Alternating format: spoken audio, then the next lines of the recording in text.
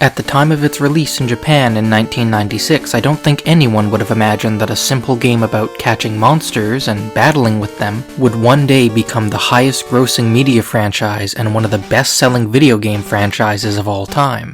Now, Pokémon is a household name, with Pikachu being easily recognizable even by people that have never picked up one of these games. The franchise spans video games, trading cards, anime, manga, and even a successful Hollywood movie. At the time of this short's release, there are over 1,000 different types of Pokémon, and that doesn't include regional forms, Mega Evolutions, Gigantamax, and any number of other alternate forms. It's a franchise that I've been playing for as long as I have been gaming, as the first game I can remember playing is a rented copy of Pokémon Leaf Green for the Game Boy Advanced.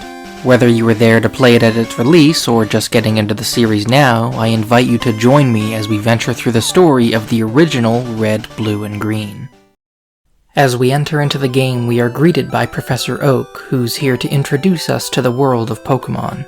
This world is inhabited by these strange creatures which Oak has dedicated his life to studying. After asking us for our name, Oak's age is beginning to show, as he also asks us what his own grandson's name is. For this series, we'll go with our rival's official name of Blue. Now that we are 11 years old, we are ready to be trusted with a wild animal and sent off on our own to explore the world. And so after we say goodbye to our mother, we head over to Oak's lab, only to run into Blue. He tells us that his grandfather isn't around at the moment, so we have no choice but to look around elsewhere.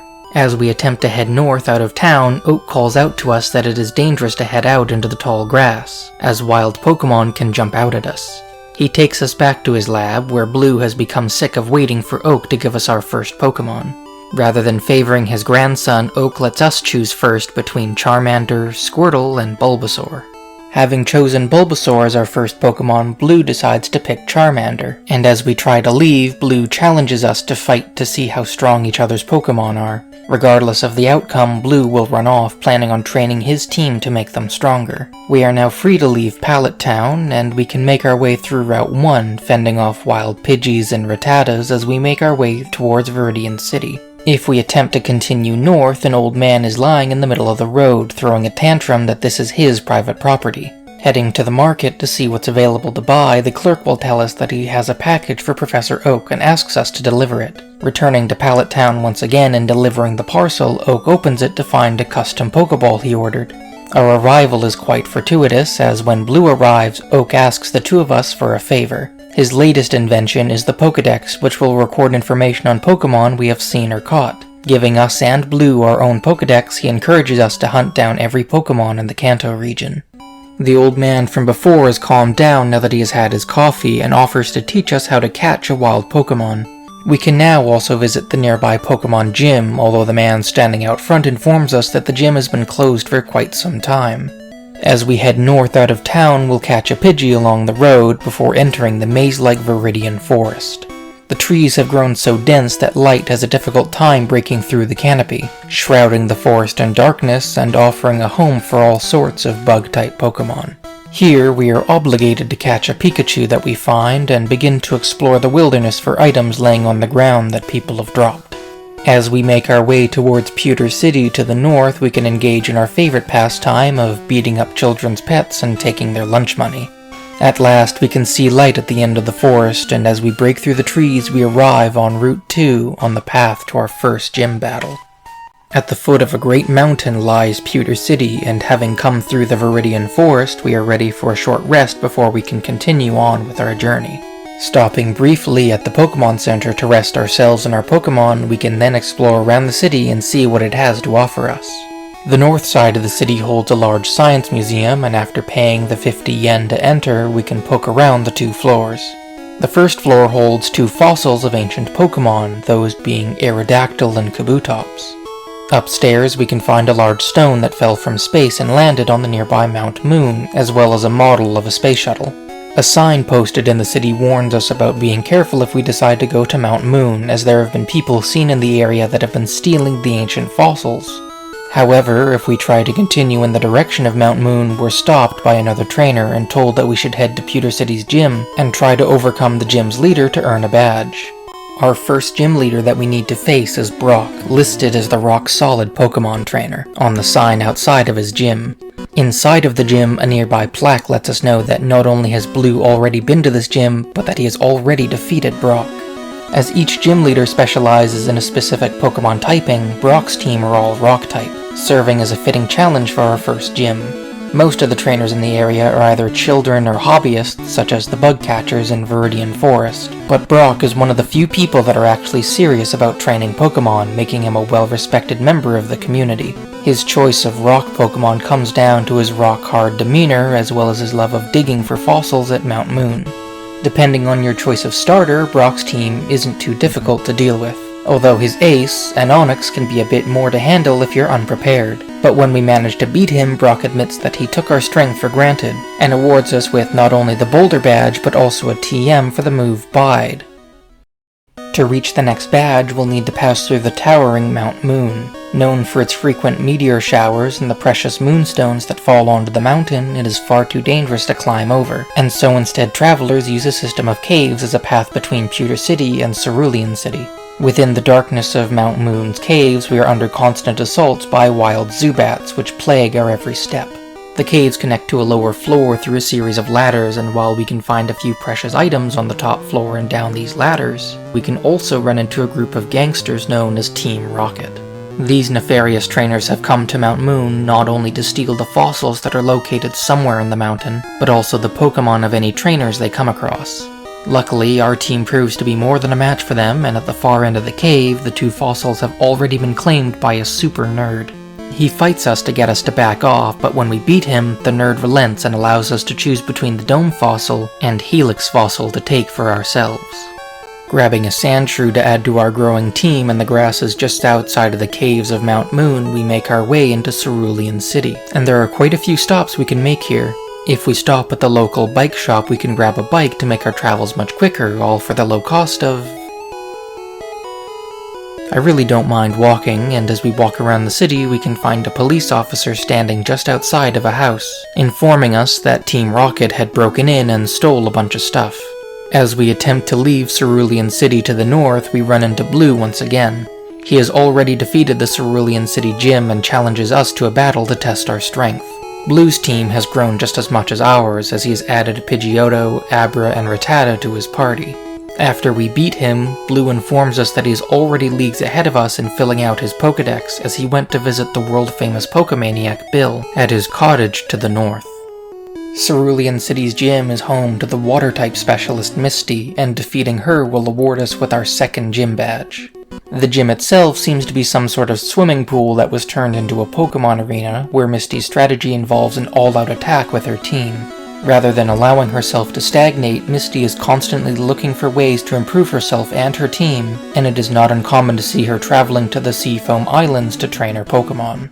There are a total of 8 badges for us to collect, after which we are eligible to challenge the Pokémon League, which is run by the top 5 trainers in the region, split between the Champion and the Elite 4. Misty's ace is her intimidating Starmie, which already can take a number of super effective hits against it, but is made all the bulkier through Misty's use of items to bolster its defenses. However, it isn't enough to stand in our way, and as we manage to beat Misty, she offers us the Cascade Badge, along with the TM for Bubble Beam. According to Blue, Bill lives in a cottage by the sea just north of Cerulean City, and so we begin to make our way towards him in order to meet him.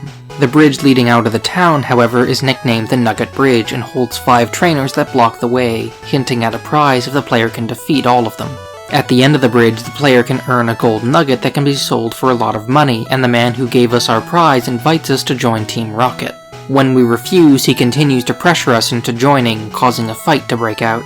After the Rocket Grunt is defeated, he decides to leave us alone as we make our way towards the sea.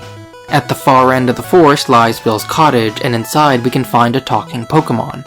While testing out his transporter, Bill accidentally merged his DNA with that of a Pokémon akin to the Fly, and asks us to help him out. Sending Bill through the transporter again, he is reversed back to normal and thanks us for our help. To show his gratitude, he offers us a ticket for a cruise ship in Vermilion City, as he isn't one for fancy parties. The police have finished their investigation, leaving us free to search the house Team Rocket had broken into. Through the massive hole in the back wall, we can head into the backyard, where the rocket grunt that stole a TM for Dig is hanging around. If we defeat him, he'll give us the TM before running off to avoid the police. Continuing south, we can find a daycare offering to hold on to our Pokémon for us, charging a fee for every level they earn while in their care, as well as a nearby road that leads towards Saffron City. The road, however, is closed down for the foreseeable future. The guard comments on how thirsty he's gotten while waiting around, and we are directed towards an underground tunnel that passes beneath Saffron City. People drop items all the time in the darkness of the tunnel, which we can take if we can find them. The south end of the tunnel leads us to the other end of the road that would take us to Saffron City were it not closed, and heading further south, we arrive at Vermilion City. Vermilion City is a port known for having one of the largest docks in the Kanto region, which the cruise ship the SS Anne stops at only once per year. Inside one of the houses lives an old man that is obsessed with fishing, and his long ramblings start to lull the player to sleep. As a thanks for listening to him talk, he will hand over one of his old rods that the player can then use to try out fishing for themselves. The city is host to the Pokémon fan club, where a bunch of people have gathered to express their love of Pokémon. The president of the fan club will also talk the player's ear off, but will hand over a bike voucher that can be turned in back at the Cerulean City bike shop, so that we won't need to pay such a ridiculous price. The only other exit that leads out of the city is blocked, however. To the east is a sign warning people that the path leading towards Lavender Town is blocked by a sleeping Pokémon, and advising that people wishing to reach the town should go through the rock tunnel instead. We can also find a nearby cave nicknamed Diglett's Cave, which will allow us to return to Route 2 near Pewter City. With the ticket we received from Bill, we are allowed to climb aboard the SS Anne and start to look around. There are quite a few useful items we can find laying around the ship, along with a number of sailors and passengers that wish to test us in a battle. The SS Anne is a luxury cruise liner that caters to trainers wishing to see the world, and while the ship is currently docked in Vermilion City, it is already preparing to leave once again. As we approach the helm of the ship, we run into Blue once more, who is visiting the captain. Blue had learned the captain could teach his team a special move, but he was too sick to do much of anything, and instead blows off some steam by fighting us. Proving once again our team is stronger, we head into the helm and find the captain vomiting into a bucket. After rubbing his back to ease his seasickness, the captain thanks us by handing over the HM for Cut.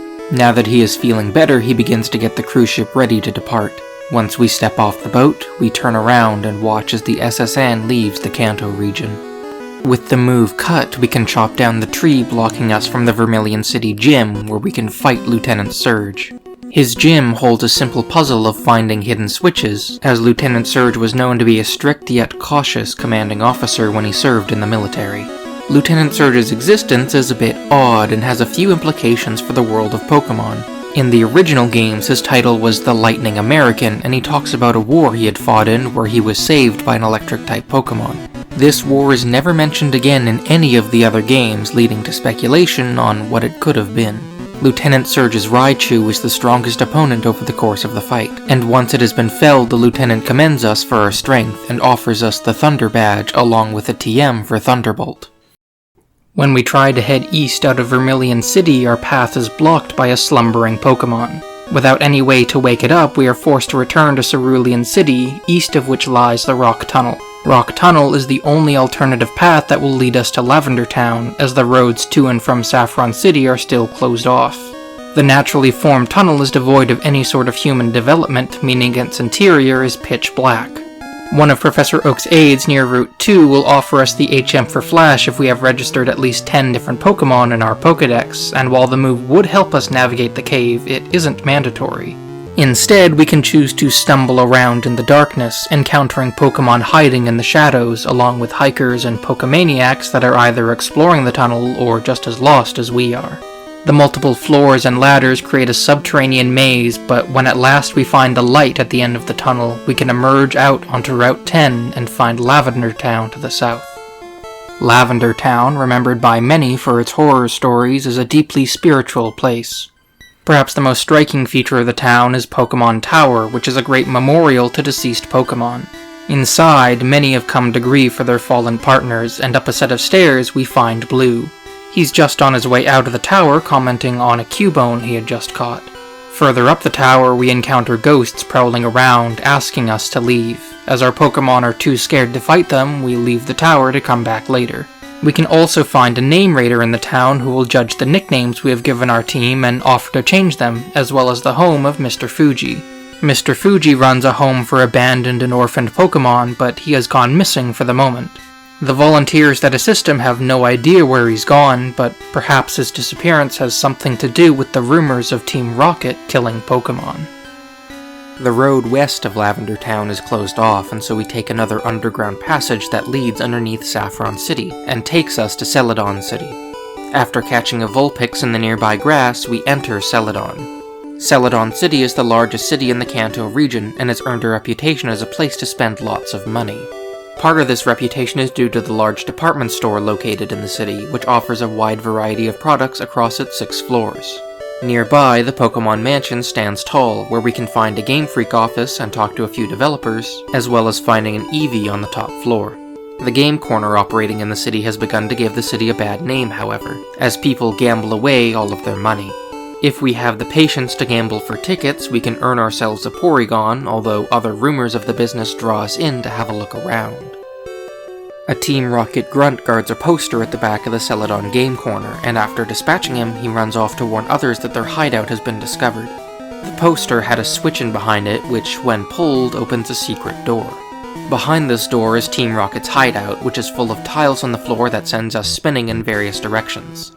One of the grunts on the lower floors tries to force us out of the hideout, but during the battle, he drops a key that activates an elevator that will take us up to the otherwise inaccessible 4th floor. At the top, we find Team Rocket's leader, a man by the name of Giovanni. He's impressed with how we've thwarted his plans thus far and tests our strength for himself. Satisfied, he lets us walk away this time and leaves behind a silphscope that allows us to see invisible creatures. Giovanni tells us that a child could never understand the scope of his plans before leaving his hideout. The Celadon City Gym is staffed by young women, according to the Peeping Tom standing just outside, and entering inside we find the gym has been styled as a greenhouse. Her gym is filled with various trainers and several trees that need to be cut down, at the end of which we can find the gym's leader, Erica. Erica specializes in using grass-type Pokémon, complementing her flower-arranging hobby and her quiet demeanor. She has a reputation for dozing off while tending to the gym, although as our battle against her goes on, Erica finds herself becoming more and more inspired. In Erica's own words, she only catches Pokémon that she finds attractive, although given her choice of team, with Pokémon such as Victreebel and Tangela, her definition of attractive may align closely with creatures that are uniquely botanical. Her ace, Vileplume, even attempts to drain our team's life to draw out the fight, but when we overcome her challenge, Erica awards us with the Rainbow Badge, along with a TM for the same Mega Drain move she was using against us just moments before. With the silphscope from Giovanni, we can now return to Pokémon Tower and unveil the ghosts that haunt it. These ghosts are actually a type of Pokémon called Ghastly, and they block the way up the tower along with a number of channelers. Halfway up the tower, one channeler has set up a small healing zone as a spot to rest and be safe from the wild spirits. As we attempt to reach the top of the tower, we are attacked by the spirit of a dead Marowak. By defeating it, its spirit is calmed and it is allowed to move on to the afterlife, and we can reach the summit to avenge it. Team Rocket had moved into the tower in order to capture the Cubones that live here and sell their valuable skulls. The ghost of the Marowak we fought had died attempting to defend her child, and Team Rocket continued with their nefarious plans. After the last of them has been chased off, Mr. Fuji thanks us for our help. He had come up here to try and stop Team Rocket himself, but he was taken as a hostage. As a token of his appreciation, Mr. Fuji gives us the Pokéflute, which has the ability to wake sleeping Pokémon. From the Celadon City department store, we can buy a bottle of water and hand it over to one of the thirsty guards that block the gates to Saffron City. The city holds some of the largest infrastructure in the region, with great towers that reach up towards the sky. Saffron City holds 2 gyms, one of which is actually a dojo where masters of fighting-type Pokémon come to train. The 2 gyms actually used to compete with each other to see which would become the city's official gym, but due to the type advantage, Sabrina's psychic types dominated her competition, and now the dojo sits as an unofficial city gym. Rather than a badge, defeating each of the gym's trainers and its leader, Karate Master Koichi, the player is given the choice between 2 fighting-type Pokémon, the punching Pokémon Hitmonchan, or the kicking Pokémon Hitmonlee. As we explore, however, a dark cloud hangs over the city.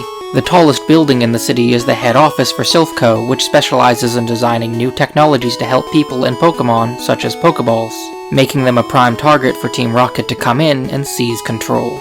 The Team Rocket grunt guarding the door to Silph Co.'s headquarters has fallen asleep, allowing us to sneak inside. A few employees decided to defect and join with Team Rocket, aiding them in the takeover, while the remainder are either hiding or forced to fight us to drive us away. The building is a massive 11 floors tall, and the warp tiles that carry us all around the building make things much more difficult to navigate. By finding a keycard sitting on the ground, we can unlock the doors blocking our path and make our way to the company's president. Along the way, Blue stops us and challenges us to a fight. He saw us in the city and knew if he waited around, then we would eventually show up.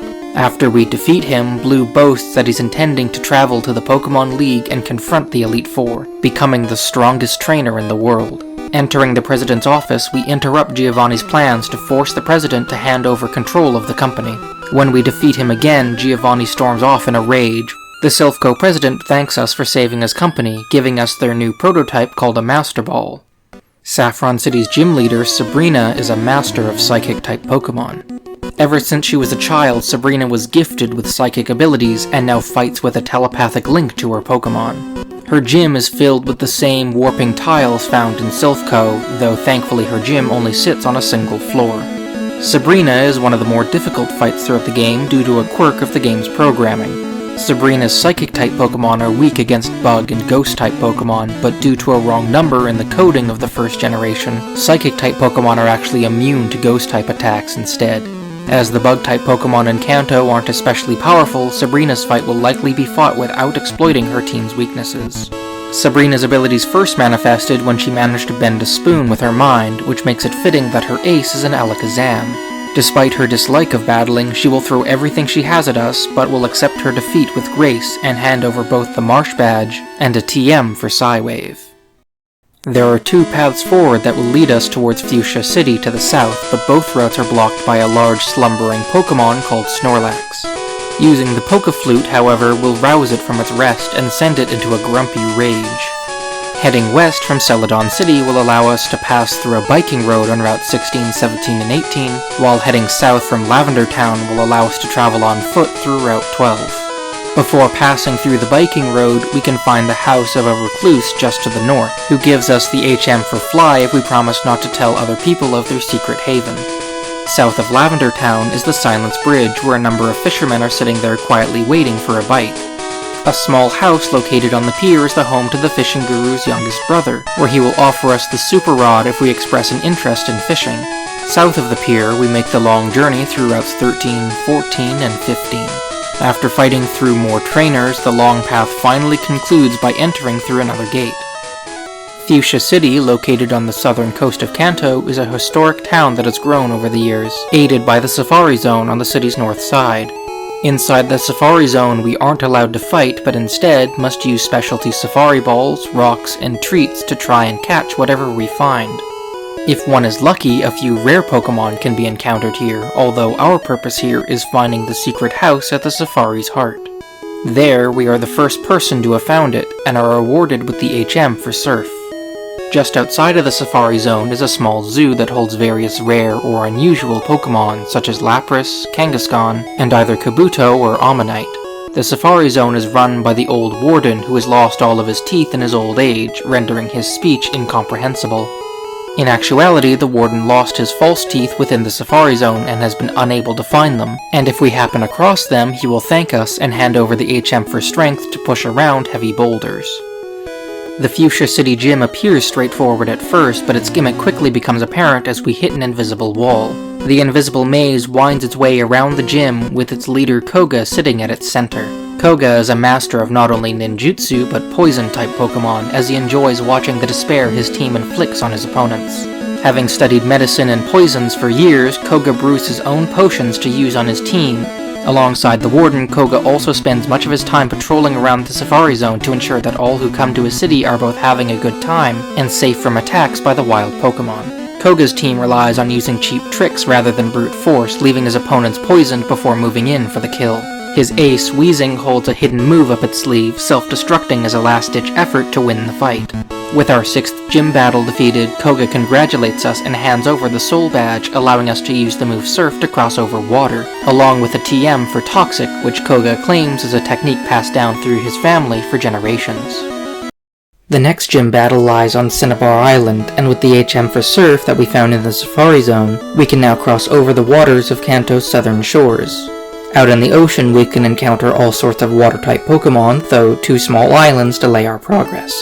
These are the Seafoam Islands, which Misty is known to travel to in order to train her team. For us, however, the winding caves beneath the islands are a bit of a puzzle to navigate. Through several holes in the floor we can fall down to the lower levels, where strong currents will sweep us downstream. As the currents are too strong to swim against, we will need to climb back out of the cave using a series of ladders, and use strength to knock large boulders into the holes, blocking the flowing water and allowing us to exit the cave network on the second island. Should we choose to, we can continue to explore these caves, blocking off another current and opening up a pathway to the deepest chamber. The great beast that calls this chamber its home, however, is far too strong at the moment for us, and with plans to return at a later time, we instead head west towards Cinnabar Island. Cinnabar Island itself is actually a large volcanic island that sits just above the waves off Kanto's southern coast. While the volcano itself is not visible in the first generation, the player is able to explore the Kanto region in the second generation and its remakes, allowing them to actually find the volcano on the island's western side. The islands serve as a center for Pokémon research, hosting a laboratory that was founded by Mr. Fuji before he settled down in Lavender Town. Though we can't be sure of what exactly the lab's purpose is, there are a few clues that can point us in the direction that the scientists working here are attempting to artificially create Pokémon. According to a report in the Silphco headquarters, Porygon was originally created on this island, and by bringing any fossils we have to one of the scientists, we can extract its DNA and revive it. This lab wasn't the first to be constructed on the island, however, as an old crumbling mansion sitting nearby was once used for experimentation. The burned ruins on Cinnabar Island were given the nickname of the Pokémon Mansion due to it once being the home of a former researcher, but it has since fallen to ruin. Now, thieves and the Cinnabar Island scientists scavenge what they can from the rubble, and by flipping a number of switches to open and close several doors, we can have a look around. Throughout the mansion are old journal entries written by the former researcher that owned the building before its collapse. Deep in the jungles of a far-off continent, a team of researchers discovered an ancient Pokémon by the name of Mew. Taking a sample of its DNA, the researchers returned to the Pokémon Mansion and attempted to clone the creature. This clone would be bred with the intention to create the strongest Pokémon in existence and given the name of Mewtwo. Unfortunately, the scientists lost control of Mewtwo, and after burning down the mansion, it fled into the night. Now, only the charred ruins remain to tell of what happened that night, and as we navigate its darkened passageways, we come across the key to the Cinnabar Island Gym. Cinnabar Island's gym is run by a former researcher and friend of Mr. Fuji by the name of Blaine. Having lived on the island since before the laboratory was built, Blaine has had plenty of time to prepare his team for those that come seeking the Volcano Badge. His choice of specializing in fire-type Pokémon has less to do with his proximity to the island's volcano, and more to do with an event that happened in his youth. Long ago, Blaine was traveling in the mountains, soon becoming lost. As the day gave way to night, Blaine saw a great fiery bird in the sky whose light allowed him to find the way back home. Inspired by what he saw that night, Blaine returned to Cinnabar Island, choosing to incinerate his challengers with fire-type Pokémon. Blaine's ace, an Arcanine, provides the greatest challenge as it attempts to overwhelm our team with its immense heat, but by this point we've grown strong enough to easily defeat him. In honor of our triumph, Blaine hands over the Volcano Badge along with a TM for Fire Blast, leaving only one more gym standing between us and the Pokémon League. From Cinnabar Island, we continue heading north across the water, fending off swimmers and more water-type Pokémon, until we finally reach the mainland once again.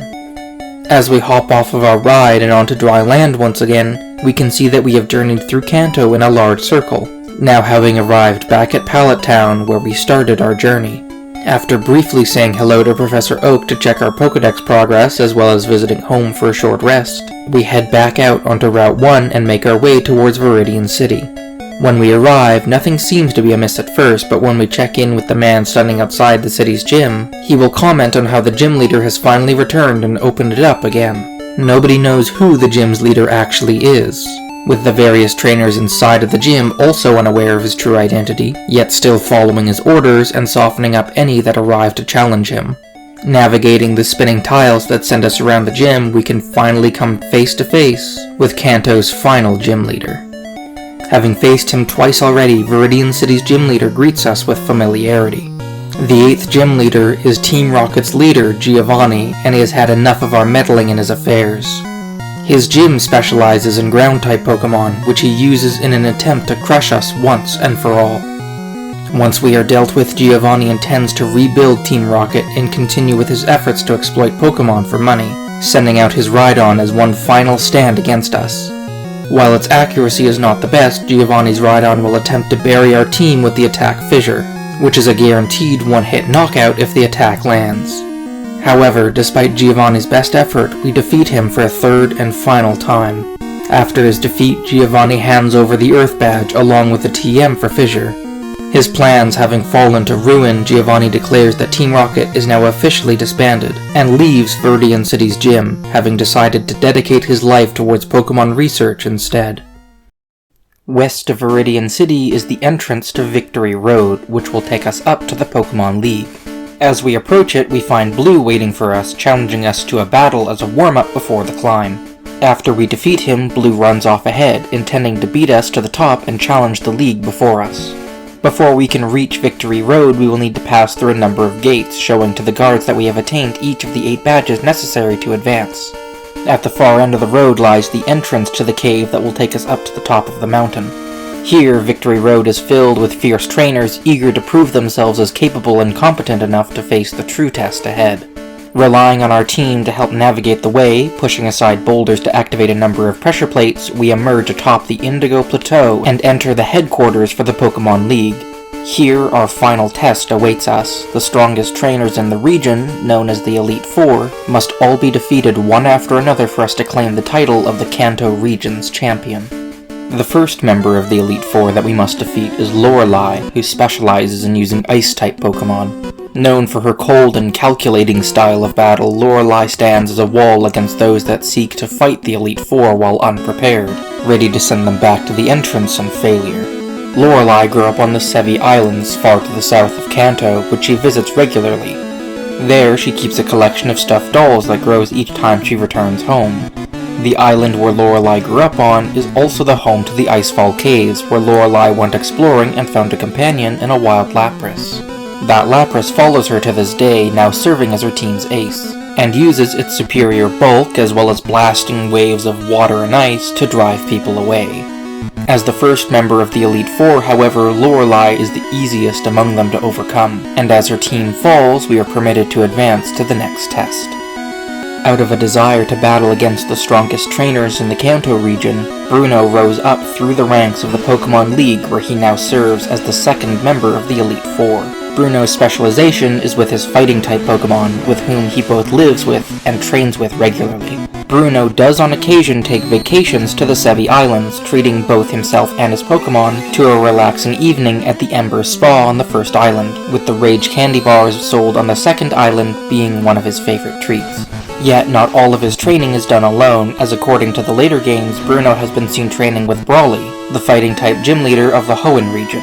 Bruno utilizes both Hitmonlee and Hitmonchan from the Saffron City Dojo, but his strongest team member is the imposing Machamp, which can not only beat his opponent's team into submission, but can also knock them out using the one-hit knockout move Fissure. Bruno's defeat lands us one step closer to the champion's title, and so after he congratulates us, Bruno allows us to proceed forward.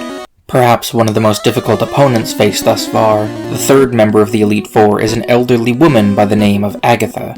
Her specialty is in using Ghost-type Pokémon, along with those with a horrifying appearance, and her strategy of confusing her enemies or drawing them to sleep can make her a tricky fight to tackle. As the oldest member of the Elite Four in history, Agatha serves as an inspiration for other elderly trainers, despite her short temper. In her youth, Agatha was Oak's rival, with the two of them facing against each other to become the strongest trainers. However, their relationship soured as Oak turned his back on battling in favor of researching Pokémon instead. To Agatha, Pokémon are meant to fight against one another, and she will pull out every nasty trick she has to win the battle.